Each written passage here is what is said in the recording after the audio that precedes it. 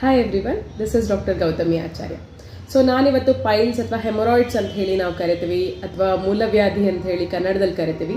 So ಈ ಕಾಯಿಲೆ ಬಗ್ಗೆ ಕೆಲವೊಂದು ಮಾಹಿತಿಯನ್ನು ಕೊಡ್ತೀನಿ. ಹಾಗೆಯೇ ಹೋಮಿಯೋಪತಿಯಲ್ಲಿ ಟ್ರೀಟ್ ಮಾಡಿ ಹುಷಾರಾದಂಥ ಒಬ್ಬರು ಪೇಷಂಟ್ ರಿವ್ಯೂ ಇದೆ. ಸೊ ಅದನ್ನು ಕೂಡ ನಾನು ನಿಮಗೆ ಲಾಸ್ಟಲ್ಲಿ ಪ್ಲೇ ಮಾಡ್ತೀನಿ.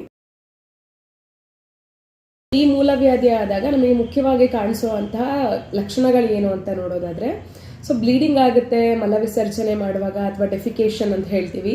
ಸೊ ಮೋಷನ್ ಪಾಸ್ ಮಾಡುವಾಗ ಬ್ಲೀಡಿಂಗ್ ಆಗುತ್ತೆ ಸಮ್ಟೈಮ್ಸ್, ಆ್ಯಂಡ್ ಕೆಲವೊಮ್ಮೆ ಎಕ್ಸ್ಟ್ರಾ ಗ್ರೋತ್ ಕೂಡ ಪೇಷಂಟ್ಗೆ ಫೀಲ್ ಆಗುತ್ತೆ. ಏನೆಲ್ಲ ಕಾರಣಗಳಿಗೆ ಮೂಲವ್ಯಾಧಿ ಅಥವಾ ಪೈಲ್ಸ್ ಅನ್ನೋದು ದೇಹದಲ್ಲಿ ಕಾಣಿಸುತ್ತೆ ಅಂತ ನಾವು ನೋಡೋದಾದ್ರೆ,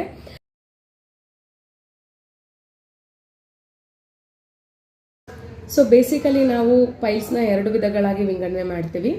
ಸೊ ಮೊದಲನೇದಾಗಿ ಇಂಟರ್ನಲ್ ಪೈಲ್ಸ್, ಹಾಗೇನೆ ಎಕ್ಸ್ಟರ್ನಲ್ ಪೈಲ್ಸ್ ಅಂತ ಹೇಳಿ.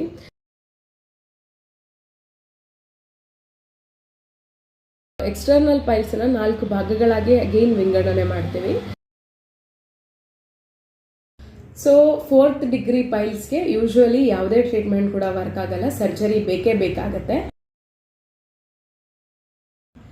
ಸೊ ಪೇಷಂಟ್ಗೆ ಕೆಲವೊಂದು ಕಾಂಪ್ಲಿಕೇಶನ್ಸ್ ಕೂಡ ಆಗುತ್ತೆ ಪೈಲ್ಸ್ನ ಹಾಗೆ ಬಿಟ್ರೆ.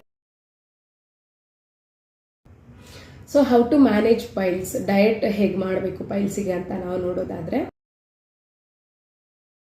So difference between fissure, fistula ಹಾಗೆ ಪೈಲ್ಸ್ ಏನು ಅಂತ ನಾನು ಒಂದು ಪಿಕ್ಚರ್ ಈಗ ಪ್ಲೇ ಮಾಡ್ತೀನಿ. ಸೊ ನಾನು ಆಗ್ಲೇ ಹೇಳಿದೆ, ಒಬ್ರು ಹೋಮಿಯೋಪತಿಕಲ್ಲಿ ನಾವು ಟ್ರೀಟ್ ಮಾಡಿದಂತಹ ಪೇಷಂಟ್ ಹುಷಾರಾಗಿದ್ದಾರೆ ಅಂತ.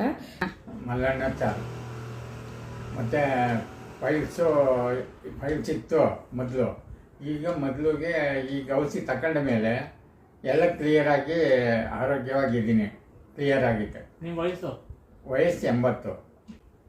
ನಮ್ಮ ಯಜಮಾನರು ಮಲ್ಲಣ್ಣಾಚಾರ್ ಅಂತ, ಅವ್ರಿಗೆ 80 ವರ್ಷ. ಫೈಲ್ಸ್ ಆಗಿತ್ತು. ಫೈಲ್ಸಲ್ಲಿ ತುಂಬ ನೋವು ಅಂತ ತುಂಬ ಪಡ್ತಾಯಿದ್ರು, ಬಾಧೆ ಪಡ್ತಾಯಿದ್ರು. ಇವಾಗ ಗೌತಮಿಯವ್ರ ಹತ್ರ ಔಷಧಿ ಕೊಡಿಸಿದ್ಮೇಲೆ ಎಲ್ಲ ರಿಕವರಿ ಆಗಿದೆ, ಕ್ಲೀನಾಗಿ ಹೋಗ್ತಾ ಇದ್ದಾರೆ. ಇವಾಗ ಯಾವ ಪ್ರಾಬ್ಲಮ್ ಏನು ತೊಂದರೆ ಏನಿಲ್ಲ, ಚೆನ್ನಾಗಿದ್ದಾರೆ ಇವಾಗ. So we feel good when patient having good results from our treatment. So ನಮಗೂ ಕೂಡ ತುಂಬ ಖುಷಿಯೇ ಆಗುತ್ತೆ ಪೇಷಂಟ್ ರಿಸಲ್ಟ್ಸ್ ನೋಡಿದರೆ.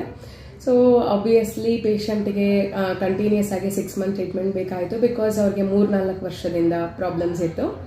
ಹಾಗೆಯೇ ಪ್ಲೀಸ್ ಡೂ ರೆಫರ್, ಯಾರಿಗೆಲ್ಲ ಅವಶ್ಯಕತೆ ಇದೆ ಶೇರ್ ಮಾಡಿ, ಸಬ್ಸ್ಕ್ರೈಬ್ ಮಾಡಿ, ಫಾಲೋ ಮಾಡಿ. ನಿಮ್ಮೆಲ್ಲ ಕೋಆಪ್ರೇಷನ್ಗೆ ಧನ್ಯವಾದಗಳು. Thank you so much, doctor Gautami Acharya.